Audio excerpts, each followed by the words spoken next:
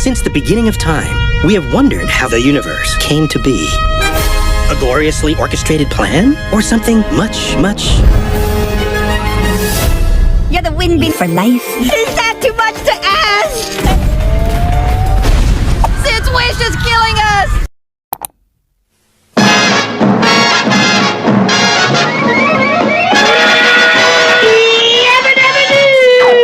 Flintstones, meet the Flintstones, they're the modern Stone Age family. From the town of Bedrock, they're a page right out of his story. Let's ride with the family down the street, through the courtesy of Fritz and Pete. When you're with the Flintstones, have a yabba dabba do time, a dabba do time, we'll have a gay old time.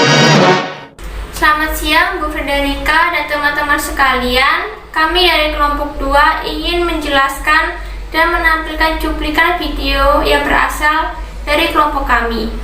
Mari kita saksikan cuplikannya dan penjelasan kami. Sebelum kita masuk lebih dalam terhadap materi praaksara ini, sebelumnya kita harus mengetahui apa sih yang disebut dengan zaman praaksara atau biasa dikenal juga dengan zaman prasejarah. Nah, oke, zaman ini diambil dari kata pra, yaitu artinya sebelum, dan aksara yaitu tulisan. Jadi bisa kita simpulkan bahwa zaman praaksara adalah zaman yang merupakan salah satu periode dalam kehidupan manusia ketika manusia belum mengenal tulisan. Masa praaksara disebut juga dengan masa nirleka, yaitu masa tidak ada tulisan. Jadi dari kata nir ya, tidak ada, dan leka artinya tulisan. Jadi sama ya antara zaman praaksara, zaman prasejarah, dan masa nirleka. Baiklah, sebelumnya kita sudah tahu apa yang disebut dengan masa praaksara, yaitu tentang periodisasi masa praaksara. Nah, sejarah alam semesta jauh lebih panjang jika dibandingkan dengan sejarah kehidupan manusia di muka bumi. Ya, manusia pertama kali muncul di muka bumi ini kira-kira 3 juta tahun yang lalu. Untuk mengetahui perkembangan manusia sejak awal kehidupannya, kita perlu mempelajari terlebih dahulu periodisasi atau pembabakan zaman di muka bumi. Nah, pembabakan ini dapat dilakukan secara ada 3 ya, yaitu geologis, arkeologis, dan perkembangan kehidupan manusia. Pernah nggak sih kalian membayangkan jika kita hidup jutaan tahun silam di zaman ketika manusia belum mengenal adanya tulisan, tidak ada bangunan-bangunan dan teknologi yang sekarang kita kenal. Nah, zaman prasejarah atau zaman praksara, begitulah cara kita menyebut masa tersebut. Pra yang berarti sebelum dan aksara yang berarti tulisan. Sehingga zaman praksara adalah zaman sebelum adanya tulisan. Mari kita menelusuri masa lalu dan melihat bagaimana kehidupan pada masa tersebut. Zaman prasejarah atau praksara dibedakan ke dalam 3 periodisasi. Itu berdasarkan geologi atau umur batuan, berdasarkan arkeologi atau peninggalan sejarahnya, dan berdasarkan perkembangan kehidupan manusia. Periodisasi sejarah berdasarkan geologi atau berdasarkan umur batuannya, di mana pembabakan zaman dibagi ke dalam 4 pembabakan besar. Pertama, Arkeozoikum. Arkeozoikum atau Argen merupakan masa awal pembentukan bumi pada 2500 juta tahun yang lalu, di mana permukaan bumi masih jauh dari stabil untuk melindungi kehidupan. Pada masa ini, permukaan bumi dipenuhi dengan gunung berapi yang aktif dan suhu bumi pun masih sangat panas dan belum terciptanya air. Jadi, menutup kemungkinan organisme multiseluler kompleks untuk hidup seperti spesies Cyanobacteria, di mana bakteri jenis ini menggunakan metana, amonia, dan sulfat untuk berfotosintesis menghasilkan oksigen. Namun, oksigen yang dihasilkan ini akan terkumpul selama berjuta-juta tahun kemudian sebelum akhirnya bisa digunakan oleh makhluk hidup di zaman selanjutnya. Ratusan juta tahun kemudian mulai terbentuk lapisan air atau mesosphere dan lapisan udara atau atmosfer di muka bumi ini. Kedua, Paleozoikum adalah zaman yang berarti kehidupan purba yang dimulai sekitar 600 juta tahun yang lalu. Seperti menandai babak baru kehidupan bumi, terjadi peristiwa yang tidak terjadi pada masa sebelumnya. Pada awal masa ini ditemukan fosil-fosil makhluk hidup dengan jumlah yang sangat melimpah. Peristiwa ini disebut dengan ledakan Kambrium, di mana jumlah makhluk hidup yang berevolusi dalam satu periode mencapai angka terbanyak dalam sejarah bumi. Masa Paleozoikum terbagi ke dalam 6 periode, dari yang tertua yaitu Kambrium, Ordovisium, Silur, Devon, Karbon, dan Permian. Pada awal masa Paleozoikum, berdasarkan temuan-temuan fosilnya diketahui bahwa kehidupan organisme air lebih berkembang dibandingkan dengan organisme yang ada di darat, dan hewan banyak dijumpai pada masa ini berasal dari spesies Arthropoda atau hewan berkuku dan lapis baja seperti Trilobita. Salah satu hewan purba yang berasal dari bangsa ini dan masih bertahan pada saat ini adalah lili laut, bintang laut, dan bulu babi. Walaupun sudah ada kehidupan di permukaan bumi, iklim bumi masih cenderung ekstrim. Pada satu periode cenderung panas dan periode lainnya dingin, lalu kembali memanas sehingga mendorong kepada peristiwa kepunahan hebat. Pada akhir masa ini, semua massa daratan menyatu dan membentuk suatu benua yang dinamakan Pangea. Massa daratan yang sangat luas yang panas ini memicu kekeringan hebat di permukaan bumi sekitar 95%. Makhluk hidup punah karena kekeringan, kekurangan oksigen, hujan asam, dan aktivitas vulkanik yang sangat aktif, dan menutup kemungkinan 375 sampai 400 juta tahun babak Paleozoikum. Peristiwa kepunahan pada masa akhir Paleozoikum begitu hebat sehingga butuh waktu 30 juta tahun untuk kehidupan baru muncul di permukaan bumi. Saat mulai ada kehidupan yang berkembang, itulah masa Mesozoikum dimulai. Ketiga, Mesozoikum, yang berarti kehidupan tengah atau yang lebih dikenal dengan zaman dinosaurus, karena dinosaurus muncul pada zaman ini, dan disebut dengan periode Triasik, di mana reptil berukuran besar mulai bermunculan. Pada masa Triasik iklim masih cenderung gersang, namun beberapa makhluk hidup berhasil bertahan seperti Elytrosaurus dan Uparoskerias. Di lautan Ichthyosaurus dan Ankylosaurus menduduki puncak rantai makanan. Pada pertengahan masa Mesozoikum dimulai periode Jurassik. Pada periode awal, yakni sekitar 100.000 sampai 200 juta tahun yang lalu, benua Pangea terpecah menjadi Laurasia yang bergerak ke utara dan Gondwana yang bergerak ke selatan. Gurun-gurun panas digantikan dengan hutan tumbuhan konifer dan iklim berubah menjadi tropis. Periode Jurassik menjadi puncak jayanya dinosaurus di permukaan bumi. Spesies reptil menjadi hewan dominan yang menduduki bumi. Reptil bertubuh semakin besar, sedangkan untuk spesies mamalia baru ada yang berukuran kecil. Selain hewan herbivora seperti Diplodocus dan Brachiosaurus, hewan karnivora seperti Allosaurus menjadi dinosaurus besar yang berjalan di permukaan bumi pada zaman ini.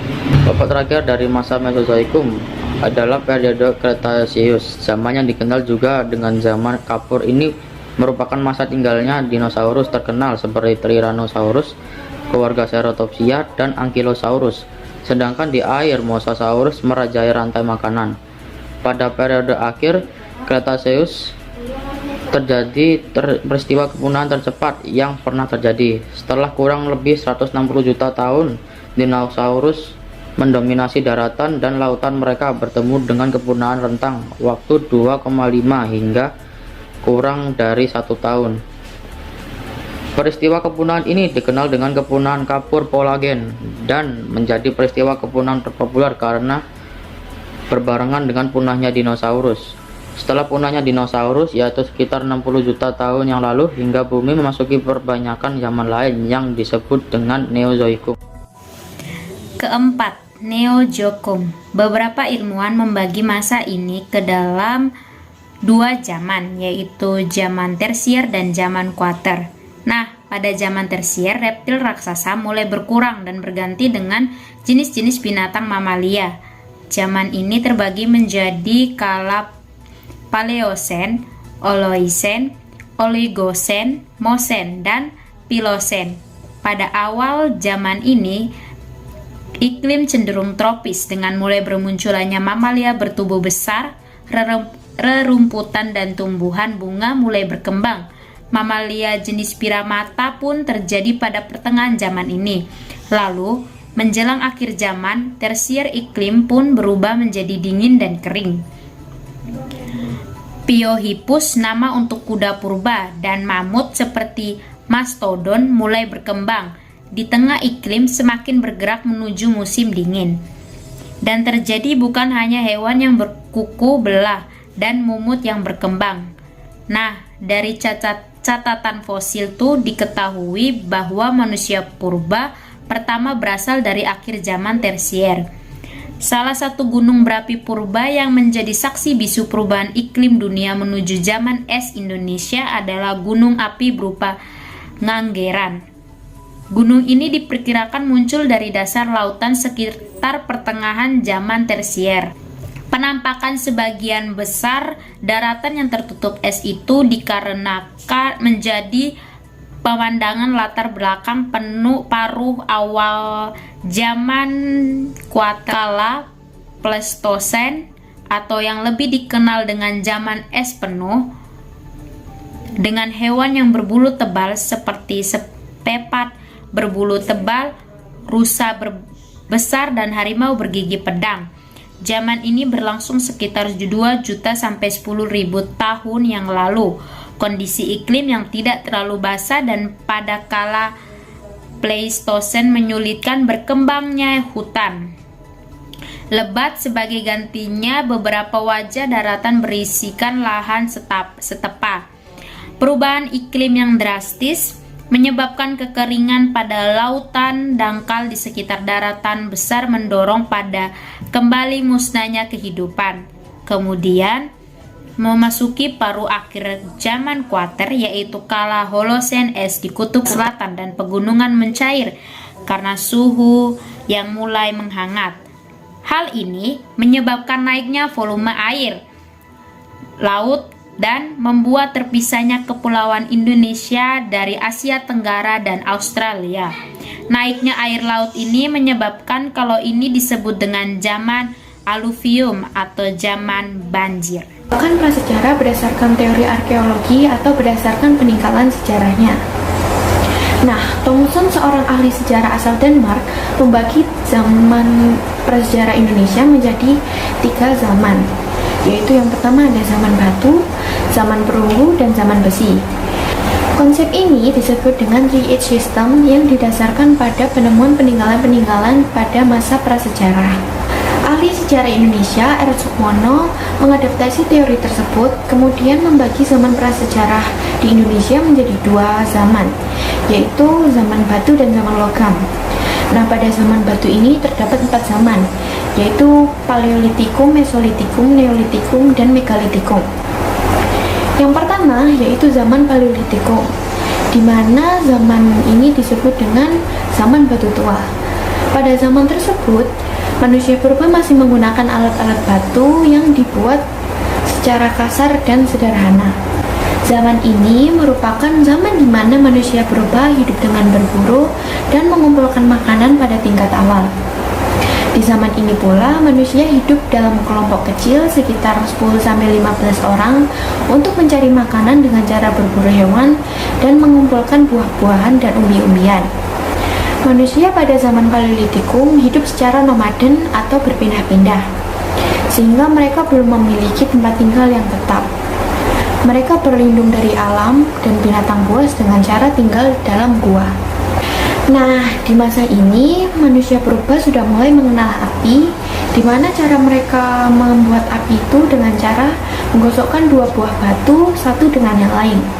Dari bukti fosil yang ditemukan, manusia pendukung pada masa ini yaitu Pithecanthropus erectus, Meganthropus paleojavanicus, Homo quadratensis, dan Homo soloensis. Daerah penemuan peninggalan sejarahnya hasil kebudayaan Paleolitikum dibagi menjadi 2, yaitu kebudayaan Pacitan dan kebudayaan Ngandong. Kebudayaan Pacitan ditemukan oleh seorang ahli paleontologi yang bernama von Koningswald pada tahun 1935. Hasil peninggalan kebudayaan yang ditemukan yaitu berupa kapak genggam dan chopper yang diperkirakan merupakan hasil kebudayaan manusia jenis Meganthropus. Begitu pula dengan kapak berimbas yang diperkirakan merupakan hasil kebudayaan manusia Pithecanthropus. Selain itu, ditemukan juga alat-alat serpi berupa potongan batu yang masih kasar. Kebudayaan yang lainnya yaitu kebudayaan Ngandong, yang ditemukan di Ngandong, Ngawi, Jawa Timur, dengan hasil penemuan yaitu peralatan yang terbuat dari tulang dan tanduk rusa, serta flakes yang terbuat dari batu chalcedon. Zaman batu berikutnya adalah zaman Mesolitikum atau zaman batu tengah. Pada zaman ini, manusia purba masih hidup dengan berburu dan mengumpulkan makanan yang didominasi oleh bangsa Papua Melanozoid. Mereka juga mulai hidup menetap di gua-gua. Jika sumber makanan mereka habis, mereka akan pindah dan menetap di gua lainnya. Kebudayaan yang paling menonjol pada masa ini adalah Kejoken, Modinger, dan Abris. Sosroce berasal dari bahasa Denmark yang berarti dapur dan Mudding yang berarti sampah. Kejoken Modinger merupakan sampah-sampah dapur berupa tumpukan kulit kerang dan ditemukan di sepanjang pantai timur Sumatera. Dari tumpukan sampah dapur tersebut ditemukan peninggalan berupa kapak genggam atau pebble, kapak pendek atau hace korte, dan pipisan yaitu batu penggiling dan landasannya. Kebudayaan selanjutnya adalah Abrisos Roche yang merupakan sebutan untuk gua-gua yang ditinggali manusia pada zaman ini. Dalam gua-gua tersebut ditemukan peralatan dari batu yang sudah diasah serta peralatan dari tulang dan tanduk. Peralatan ini banyak ditemukan di Gua Lawa, Sampung Ponorogo, Jawa Timur, sehingga disebut dengan Sampung Bone Culture. Hasil budaya lain yang menonjol pada zaman Mesolitikum yaitu tulisan gua berupa cap tangan, yakni sebagai bagian dari ritual agama dan dianggap memiliki kekuatan magis. Lukisan gua tersebut banyak ditemukan di Gua Leang-Leang, Sulawesi Selatan. Setelah melewati dua zaman, kini kita beralih ke zaman ketiga di mana manusia sudah mulai mengenal bercocok tanam. Itu zaman Neolitikum atau zaman batu muda. Jenis manusia yang hidup pada zaman ini yaitu Homo sapiens, ras Mongoloid, dan Austromelanezoid sudah tidak lagi berpindah-pindah dan mulai hidup menetap, juga masih melakukan perburuan, namun sudah bisa menghasilkan bahan makanan sendiri dengan cara bercocok tanam. Dari peninggalan yang ditemukan dapat diketahui bahwa pembuatan alat pada zaman ini sudah lebih harus disesuaikan dengan fungsinya. Hasil kebudayaan atau peninggalan yang paling terkenal yaitu kapak lonjong yang ditemukan di Indonesia bagian timur seperti Minahasa dan Papua, serta kapak persegi yang ditemukan di Indonesia bagian barat seperti Sumatera, Jawa, dan Bali. Mata panah, mata tombak perhiasan dari batu indah, serta tembikar yang banyak ditemukan pecahannya di Sumatera. Selain itu ditemukan juga mukul kulit kayu yang menunjukkan bahwa manusia pada zaman Neolitikum sudah bisa membuat pakaian dari kulit kayu. Di tengah-tengah zaman Neolitikum muncul kebudayaan membangun bangunan dari batu-batu besar.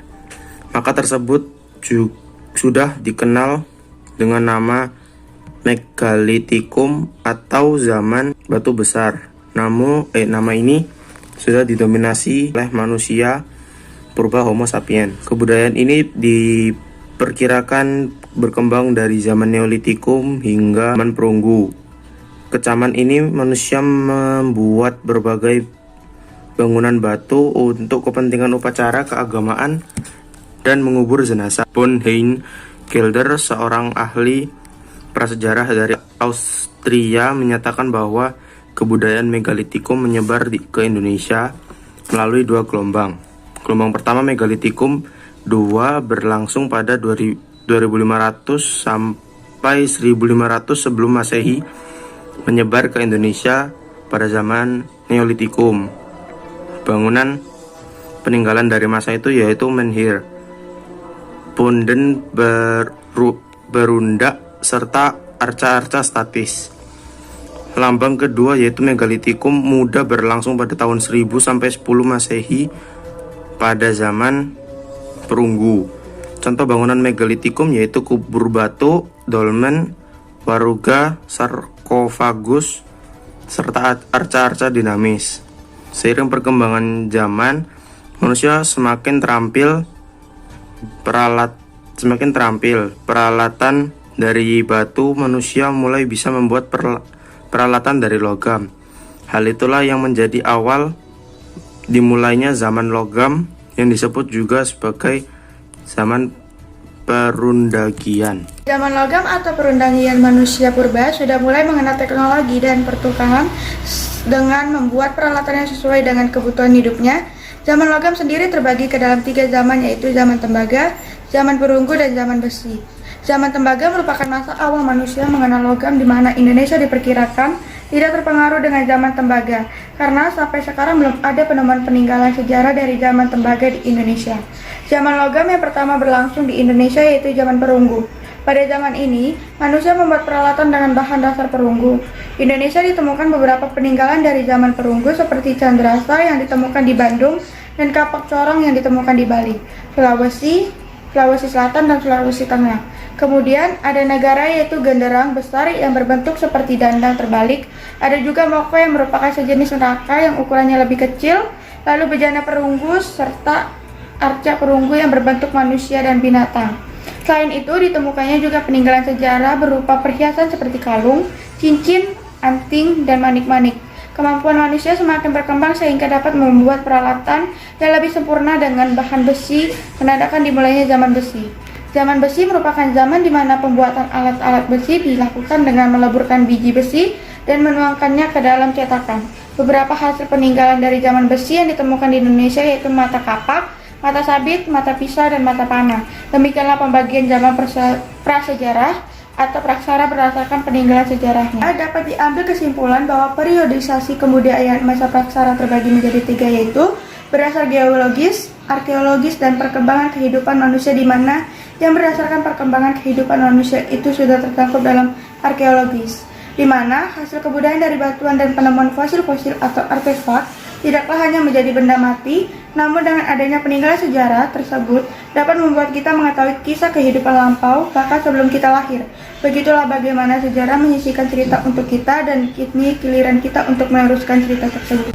Sekian dan terima kasih atas kesempatan yang telah diberikan. We'll stay out for the night when you're with the Flintstones. Have a yabba dabba do time, a dabba do time.